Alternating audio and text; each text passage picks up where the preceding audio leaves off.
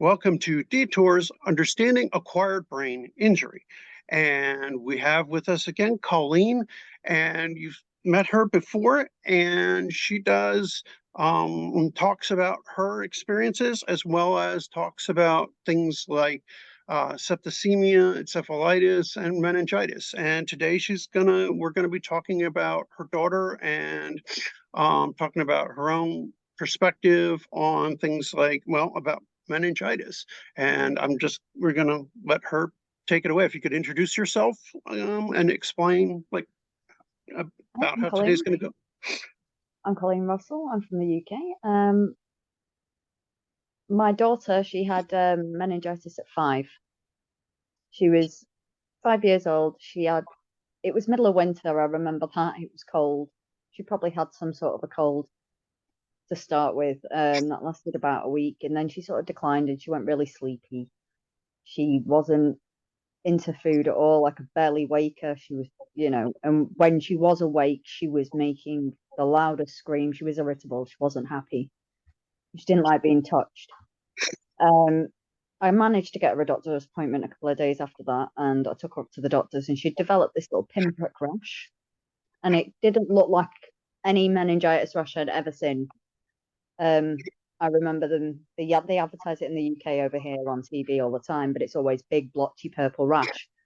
My daughter's was nothing like that, and she didn't really have any other symptoms other than being lethargic and the high pitched crying, the irritability. Um, so I got her to the doctors, and he did the tumbler test on this little rash that I actually thought was just a viral rash, to be honest. And the next thing you know, he's bringing an ambulance and giving her an injection of something, and we were on our way to A&E. It was quite a horrific experience, to be honest. Okay. And so just to touch on something here, it's like if sorry about that, my fault with feedback here. Something that's important to note is like if you have like a child who has unusual like reactivity, sensitivity to touch, anything like that, that's kind of like a potential sign or symptom of something neuro non-specific. And this isn't like something most people are aware of. And as far as like the rashes, again, kids tend to present a little differently. We're used to like those horrific pictures. It looks like massive skin rot, things like that. The thing is, kids look different. Kids do well for a long time. As I mentioned on one of the other videos when talking about children and traumatic brain injury and other things, they'll go along great, and then suddenly they crash. It's true of respiratory things too. And we in the ED have seen a lot of cases like this. And winter is very frequent with meningitis. And the reason why is because that's when everyone's inside. It's got nothing to do with the cold temperatures. It's got to do with the fact that people are packed tight together and they will transmit infections and things like that. And there are two types or two different, for meningitis. There is viral aseptic meningitis and there is bacterial. Likely the shot your daughter got was antibiotics, was an injectable antibiotic to start the treatment. And the rash can vary from small petechiae, broken bleeding blood vessels, to massive internal bleeding due to breaking down of the blood vessels. And meningitis may either attack the body, the limbs, circulation, or microvascular bleeding things inside the brain, and meningitis describes, it hits the coverings of the brain. Unlike encephalitis, which hits the parenchyma, the brain tissue, meningitis causes inflammation of the meninges, those layers, those coverings. In my neuropsychology video, we talked about that.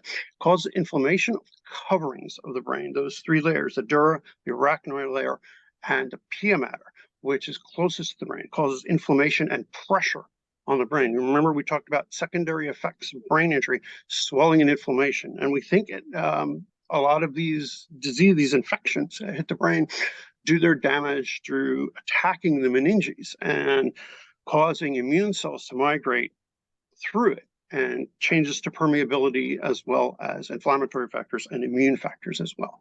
with apologies. So what symptoms did she have then? Like after she got better, I mean, I'm assuming she was in the ICU, she received courses of antibiotics. Yeah, she had antibiotics intravenously, and we were in there for about a week, maybe just over. Mhm, Um, when she came out, she was a little bit more tired than normal, mhm. uh, more moody than normal, but that seemed to sort of go away, and she was hitting all the milestones, and we were over the moon with her. Okay. She only ever had like one hearing and eye test done after the initial meningitis, Mhm. and her hearing was fine and her eyesight was fine, so they sort of like that was it. We were dismissed and never looked at her Right. again. But she is now 12, and Mhm. I feel, as her mum, there are side effects from this meningitis Right. that it feels like it's neurological. She is clumsy. She can be forgetful, both short term and Mhm. long term. Trying to get her to do anything, as in giving her instructions, it has to be short, precise, maybe Mhm. one or two. Then when she's done that, next two, because she won't remember them. Right. Uh, she becomes easily overwhelmed, and especially now she's hit high school, it's becoming a problem, and it's causing her issues at school now. She's not concentrating at school; she's becoming a distraction in class, missing classes, Mhm. and I feel it's because she's getting overwhelmed because there's just too much, for her. So at the minute, we're in the process of trying to get this checked out to make sure that there isn't any major side effects from it. Right. Um, and yeah, these are what are called soft neurological signs. They hint at that there is neurological damage. Things like, as you said, clumsiness. That is definitely a soft neuro sign, and we see this with traumatic brain injury and other disorders. Short-term memory problems, problems with focusing, concentration, things that would awfully or that often were diagnosed as ADD, ADHD do hint at the possibility of a neuro problem instead. Now, the treatment still would be the same, ADD, ADHD kind of medications, because even for those of us with dysexecutive syndrome, which is basically just ADD, ADHD of onset in adulthood, but the psychiatrist tells us we can't call it that if it's new onset and you didn't have it as a kid. So if you suddenly have ADD, ADHD as an adult and never had it as a kid, we on the neuro side we call it dysexecutive syndrome. But still the same thing. However, if you get it as a kid, if it's like they diagnose it as a kid, then it's ADD, ADHD symptoms. But what you describe is very consistent with with neuroscience, the clumsiness, the motor stuff, visual problems, things like that, and like visual spatial or visual construction, like problems with drawing or writing, um, Yeah, problems with movement. yeah, writing is a big problem. She writes her letters backwards, Yeah. spelling atrocious, and you can barely read it. But Yeah, spelling. Yeah, another soft sign. hmm Although these days with auto spelling, it's like it's hard to tell. If we use that as a diagnostic criteria, everybody would have it. And but yeah, that can hint at it too. Or math problems, problems with the abstraction necessary to do mathematics is often a sign. It's not definitive, but it's suggestive of a problem. Or understanding like that abstract reasoning is a soft sign. Like with Proverbs, like asking, like a stitch in time saves nine. What does that mean? Now, normally that kind of reasoning doesn't come along later, but at least some of the simple ones, the ones that are common and not understanding that kind of stuff, or like if someone says like you dog, like is that an insult or complimentary? Knowing that tone of voice, it can be like huh, you got him or you're terrible. Knowing the difference and then getting upset about it because you can't tell the difference. Those are all kinds of abstract signs. Like signs that there's something wrong. And the reason why she seemed fine when she was younger is because you and your husband and like teachers and stuff do those functions for kids. It's not because she was fine and got worse. It's because you do all those things for her. And we discussed that in the traumatic brain injury video. It's because you as family do those things. And so she doesn't have to do them herself. And she's just like all the other kids who don't have functioning. I would joke that kids have brain damage. And that's what I mean by that. It's because they look like an adult or an older kid with brain injury. It's just that family does those things for them. And suddenly, when society demands that they do those functions that they cannot do, what's wrong with my kid? Well, they had the problem before. They've always had it or had it since they were sick or injured. It's just now it's visible. And their peers look at them like, hey, what's wrong with you? Why can't you do what everybody else can do? It's because they had the damage before. It just wasn't picked up. That's why. And that's where it comes from. Yeah, she's also she has a tendency to say the wrong thing and upset people. Like she doesn't think about how she says she will upset somebody. She'll say something and cause offense. Yes. Without even thinking. No filter. Wow. That is brain injury 101. Does she do what I just did? I apologize for that. Just cutting people off like that. I didn't. Sorry. I do it too. Brain injury. All my hosts, we laugh about that because we all do it. Yeah. Sorry, go ahead. I apologize. No, that's fine. Yeah, so we are now hopefully trying to get assessed by a doctor. I've got a meeting with a school to discuss this in hopes that they will actually listen and maybe try and support her. But that again can be difficult because, yeah, she looks like a normal child, and a lot of people put it down to behavioral. And I don't believe it is. We're not fine, even if we look fine. Check out my video on the word fine, the F word. We may look okay on the outside, but we're not. It's acquired brain injury, folks. It's acquired brain injury. Sorry. You know all about the F word. Yeah, I do. No, yeah. So yeah, just trying to find out if she's needs any extra help, really. Like it's not an excuse, is it? It's a reason. And if we can get to the bottom of the reason, we can teach her in different ways, perhaps. Get her the, I don't know, maybe behavior therapy if she needs it. Things support in school. I've had a few people now saying, well, you're just trying to put a label on your child. And I'm like, I really don't care as long as she gets the help she needs. If that's what she has, I'm not ashamed of it. She shouldn't be ashamed of that. And let's then touch on the label thing. If, it's like, it's not an excuse. It is about, because people with acquired brain injury, people with,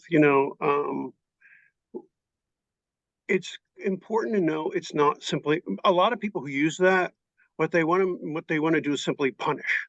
The problem is, if you have acquired brain injury and you have behavioral issues, it's not going to change. Just simply punishing the kid isn't going to change it. If it's acquired brain injury, the wiring is the problem, their neural wiring. And so no matter what you do with them, it's not going to change their behavior because they can't learn it that way. They don't. It's like asking a blind person to, hey, do you see that? Nope. And even if you beat them, they're not going to see it. There's literally neurological changes in their brain. Can you use behavioral techniques where you reward appropriate behavior? Yes. And by the way, reward works better with neuro patients. I believe that. It's what the research shows. And how you talk. You got to break things down into steps. You have to provide that. No, it's neurological, folks. Changing, saying don't label them, that doesn't help. It's not willful. Who we are as people is because of that wet, squishy, organic computer between our ears. Our personality, our whatever you wish to call it, is because of your brain. You may feel like you're somehow separate from your brain, but you're not. Your kid is not. They are a result of this machine between our ears. And so damage that, change the person. It's why psychosurgery, as monstrous as it was suggested to change people's behavior. cut here, change the personality. We are an emergent property, as I mentioned in my video about personality and brain. I'm not excusing it. There is no excuse to act inappropriately. If you cannot control yourself, and it's like if brain, some people end up in prison because of it. And it's not out of vengeance and it's not out of hate. Well, God knows there are countries that have a problem, but it's because nothing to do yet. Maybe someday we'll have solutions, but no, I don't think there's enough aftercare. there Like isn't. like we were There isn't. discharged, giving a hearing test and an eye test, and then nothing after. Nothing. She should have been scanned. She should have had neuropsychological assessments and then cognitive rehab, behavioral techniques, reinforcement of appropriate behaviors. But kids get better right after, right? They, that They bounce. attitude of, I've yeah, heard that sometimes. Kids bounce back. They're fine. and that's wrong. Mm, Kids do worse on average than adults do after brain injury. yeah. Like I say, she just needs the support, I think. Yes. So it is a case And of getting that. psychiatric, neurological, she probably needs some cognitive rehabilitation, um, things like that. So how is she doing right now currently? She's a happy child when she's at home, but it seems to be Mhm. the trouble at school. So I'm more inclined to believe she's overwhelmed there. It's She's very, she is amazingly crafty, like as mhm, in like she can craft right. anything. She's very creative. She has all of that, but her writing and her reading atrocious. Um, Probably left side. Does she have problems with like planning and like yeah, structuring? she can't get up in the morning, get herself ready without someone ushering her along, to get her out the door on time. Uh, Typical. My brain injury viewers should recognize that problem. Adynamia. Does she even have problems for like if she wants to do something, she still finds it hard to engage. Like you've got to still like, come on, let's go. She'll like, uh, and you've um, got to like push her a bit. it depends on if it's something she really, really wants to do. Mhm. Yeah. If it's something that I'm making and she wants to try and have a go at it, I'll always talk her through the steps, but Mhm. wouldn't try it without me showing her first. She hasn't got. Adynamia, that lack of drive. It's not laziness. It's got to push them. Um, my brain Are you? injury, folks, you recognize that this is all neuro. And unfortunately, it's like it takes certain things to treat it. And it takes aggressive and like reinforcement, step by step, break it down. We all recognize this stuff. Meningitis, as I've said, for encephalitis, meningitis, for the attributes that are secondary, it's the same pathophysiology that damages the brain, whether it is due to physical trauma or whether it is bacteria, viruses, um, cardiac arrest. And there's some evidence that even psychological abuse, prolonged psychological abuse, rewires the brain. Now, how that's to be treated, I'm not sure. I mean, that debate goes on, but like for personality disorders, for example.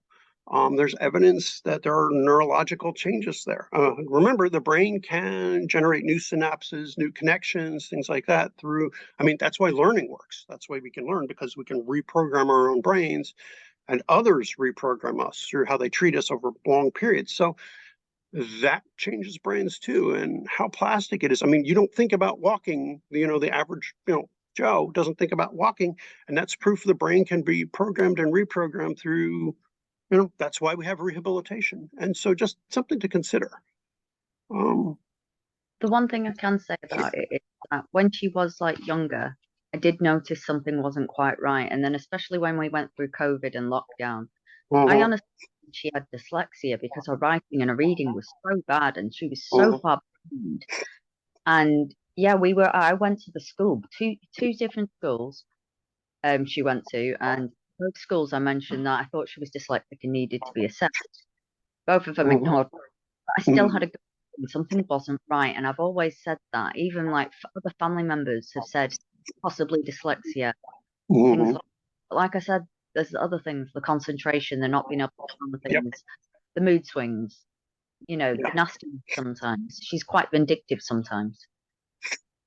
Again, all of that is linked to, those of you who know, when I talk about the frontal lobe, damage to, well, in this case, it would be throughout her cortex, which would be typical with meningitis because the meninges, all of them get inflamed, and the demands on kids are lower.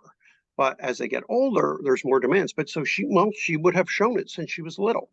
And treatment has to be a little different. It has to be incremental, and it has to be, but the thing is, it's like a lot of both parents as well as the districts don't recognize this stuff. And even a lot of physicians don't have the experience because they're not trained in the neurosciences. Brain injury medicine specialists, um, specialty neurologists who are focused in, neuropsychologists, people who were, before I was hurt, that was my area of specialty. But you need to find these brain specialists. And so you've got to recognize the problem first. And that's part of what we're doing here. And you got to say, wait a minute. And so you look for signs that things that cannot be faked, like the clumsiness or the, things where you're not, the other person isn't thinking about it for a secondary gain. And something strange here and something important to keep in mind is, even if the person thinks they're doing it, of free will, or they're doing it, I'm going to get by. Some of those personality disorders and other things, it's by virtue of brain injury. They think they're pulling one over. They think they're being clever. They're victims of their own brain dysfunction. Yeah. That being said, disability is an explanation. It isn't an excuse. So, you can't let, somebody with be harmful, be aggressive and dangerous. They still need discipline. If you cannot control your behavior, society has to control it for you. And now I'm not saying for your daughter necessarily, I'm just saying generally. It's like people say, oh, you're just giving them an excuse. No.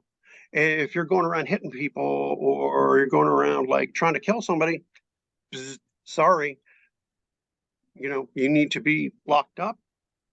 Or if we ever have the ways and means, crack your coconut open and put, controllers in there or whatever. That's neuroethics. That's something else I want to talk about, and I'm working on episodes for that. But okay, I just want to, like, bring that up because that is where we're headed. When I start talking about functional brain scanning, we're going to look at things you can see, like not only meningitis, encephalitis, other disorders, but we can actually see, in people with personality disorders, that their brains look qualitative and quantitatively different. And when someone's lying, or when they're like, you can see electrical differences. Like in a narcissist, for example, their brains are different. And when pressed for empathy, that they'll tell you they care, or whatever, but you could see that they don't. Electrically, you could see that their brains are thinner in areas associated with empathy and compassion. Our brains are different, and you can identify those changes. What do we do with those people as a society? Do we limit what they may do? Do we prevent them from being in relationships or having kids? Do we execute them? But that is a neuroethics question for another episode. All right. Anything else you want to add about just like handling a kid with these kind of neurological, cognitive, and this disorder is more cognitive than it is anything. Even the behaviors is a thinking and understanding problem. I want to stress that. It's a thinking and understanding problem she has. Her behavior doesn't seem to improve no matter what the punishment, or, And that is typical, unfortunately, with these kind of problems. So reinforcement of positive behavior is the best tactic. So reward good. Yeah. The other thing I would say was trust your instincts. If you think something's wrong, check it out. It's definitely worth peace of mind. Mm. Yeah, even if you have to fight it multiple times with multiple people, stick to your guns. You're the Absolutely. parent. Yeah. Than anyone. Definitely. And as far as like not improve, it's because this applies to the kids with traumatic brain injury and adults.